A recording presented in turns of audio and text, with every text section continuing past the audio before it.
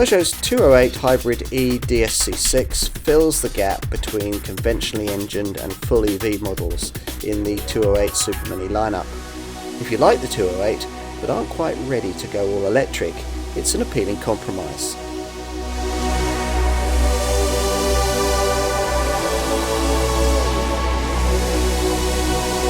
If you're fed up with waiting for the mainstream makers to bring you an affordably priced EV supermini, then you're probably considering a hybrid alternative. Now, not long ago, when it came to that, there didn't seem to be much choice. You selected between two Japanese contenders, the Toyota Yaris and the Honda Jazz.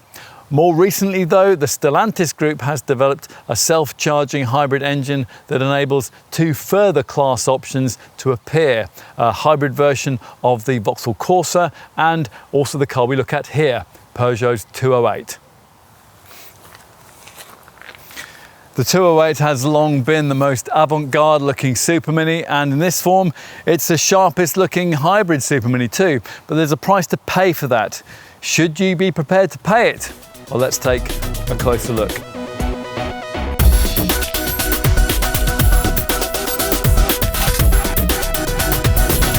As with its Vauxhall Corsa counterpart and with the Toyota Yaris, but unlike the hybrid versions of the Renault Clio and the Honda Jazz, the hybrid engine in the 208 is available in two states of tune, 100 horsepower or 136 HP. The 48-volt system is based around the 208's familiar 1.2-litre 3-cylinder PureTech petrol engine, mated to a bespoke 6-speed e-DSC6 dual-clutch automatic transmission. Bespoke because that gearbox casing houses the DC inverter, the engine control unit, and a little 28-horsepower electric motor that's powered by a tiny battery secreted under the front passenger seat. As you drive, the petrol engine and the electric motor can operate together or they can operate separately. And unlike a mild hybrid system, which is fitted to, say, a Hyundai i20, here the car can be driven for short urban distances under 18 miles an hour on electric power alone. The motor also assists the engine under acceleration, such as from standstill to 62, which takes 9.8 seconds for the 100 HP model. That's nearly a second quicker than the equivalent hybrid Corsa, or 8.1 seconds for the 136 HP version, which is half a second quicker. Mind you, the base variance figure is only 0.3 seconds faster than the equivalent unelectrified PureTech 100 derivative. During deceleration, the petrol engine stops and the e-motor acts as a generator to recharge the hybrid system's 48-volt battery. The battery also stores the energy recuperated by the regenerative braking system.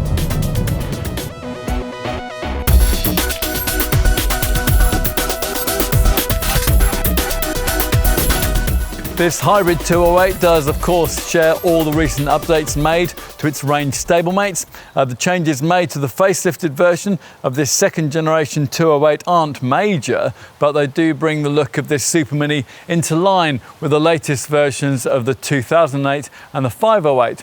There is a bolder version of the car's distinctive three-fang daytime running light signature, along with a broader front grille. At the back, the tail lamp bar has been revised with a trio of red claws separated by a black strip on the tailgate. As before, at the front, there's a large, intricately detailed grille with triple white LED headlights.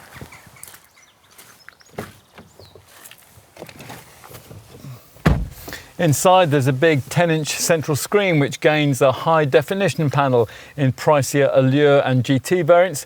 As usual with Peugeot, this 208 features the brand's iCockpit design philosophy, and that sees you viewing the 10-inch instrument screen over the top of the wheel rim rather than conventionally through the wheel spokes. Really nice detail in this cabin is the fold-down flap under the piano-style keys that decorate the centre console. That conceals an area which can house your smartphone in several different ways while it charges, either inductively or via two charging points. And the area has an angled lip so you can view your phone's screen while it's charging. In the rear of this 208, you'll find decent passenger space for a car of this size.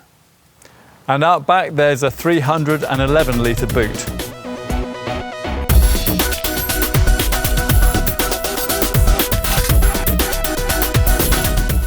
Pricing for this hybrid e-DSC6 208 is pitched about £1,000 above its Vauxhall Corsa hybrid Stellantis Group cousin, which meant at the time of this test in summer 2024, the figures were pitched from just under £24,000, about £1,800 more than a conventional 208 PureTech 100 manual model.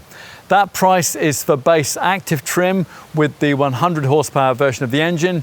With this mid-range Allure trim, you're looking at around £25,500.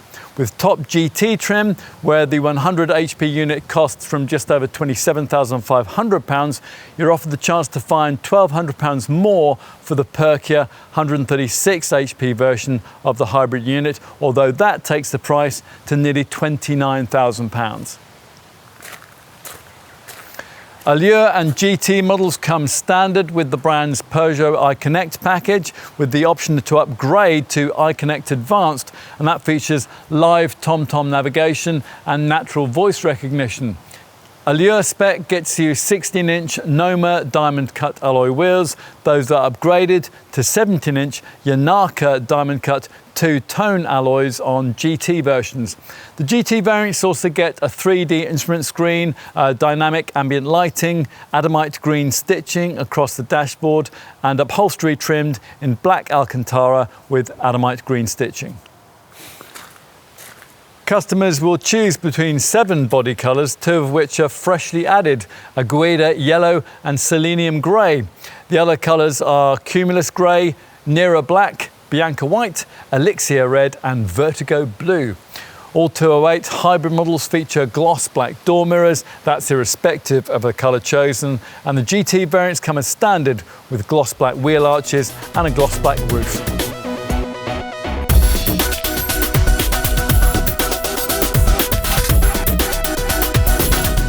In 100 horsepower form, this 208 hybrid manages up to 65.9 miles per gallon on the combined cycle and up to 96 grams per kilometre of CO2.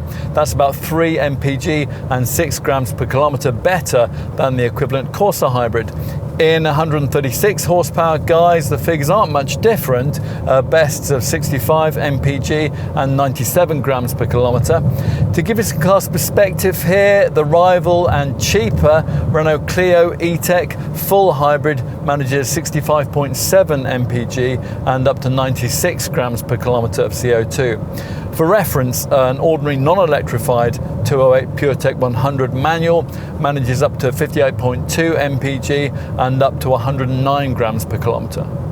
However, the PureTech 100 is BIK rated at 29% compared with 25% for this hybrid.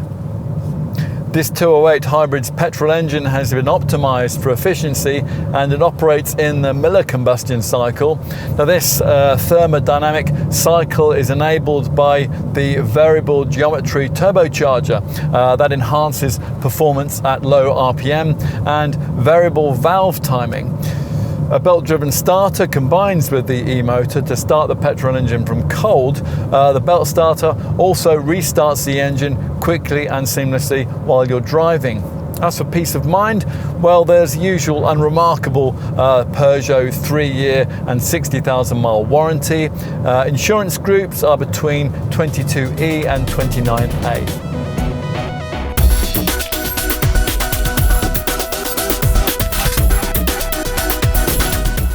208 hybrid isn't the most affordable petrol-electric supermini, but it might well be the one you'd be tempted to stretch to.